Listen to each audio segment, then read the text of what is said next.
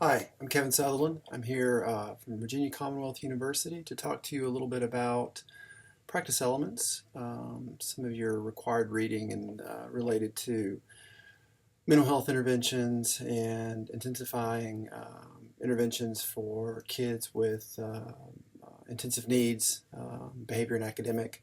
And this new concept for you, it's probably new. If it's not, great. Be real excited for you, but for most of you, it's probably pretty new, is this idea of common elements. So I just want to talk briefly about that. The required reading for the module focuses on the Garland et al. Paper, and they looked at a common elements approach to looking for disruptive problem behavior of children and youth. So where this kind of came from, there's a couple different terms for it. Dennis Embry and colleagues have called these evidence-based kernels.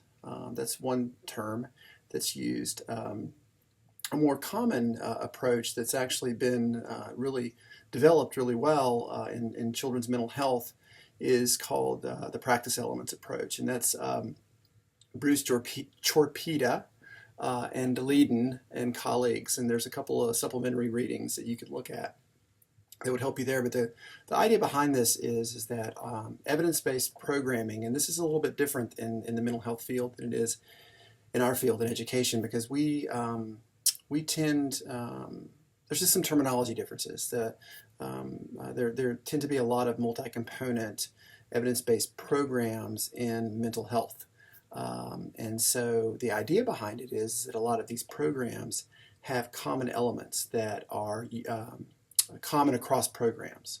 So we've been trying to take some of these, this common elements approach and apply it to educational interventions, particularly in early childhood and early intervention and elementary school. And we're using this common elements approach to help us in our intervention development work to adapt our preschool intervention best in class for elementary schools.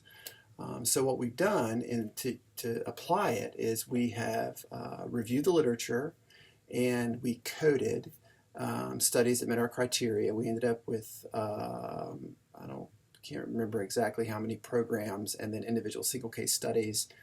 We had about 80 papers total, but of those, 50 represented programs, and where we could look at the program manual, we would. The others were represented by individual studies.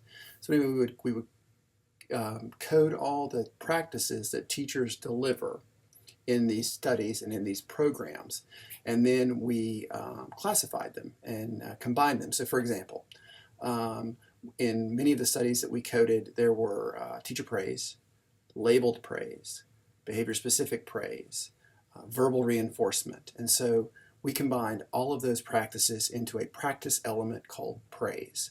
And so we did that across a variety of programs, and we're using this process to create interventions and to deliver interventions more efficiently. And you can create interventions that are more focused on particular child problems when you use this approach, and that's what they've done in the mental health field.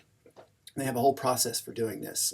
They have this program called PracticeWise, where you can type in a particular childhood disorder associated with a group of children, whether it's race, ethnicity, developmental level, and it can match particular practice elements that might be particularly effective for that disorder.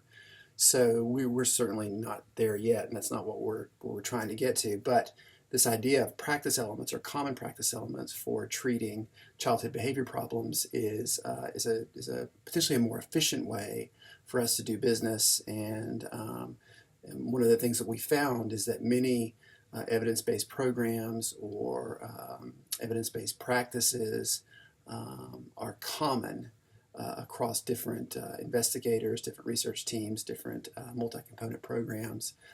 So there may be some ways that we can use this type of information to tailor interventions for students in a way that increases the efficiency of delivery and the likelihood of effectiveness. And I hope the readings you find them helpful. Thanks.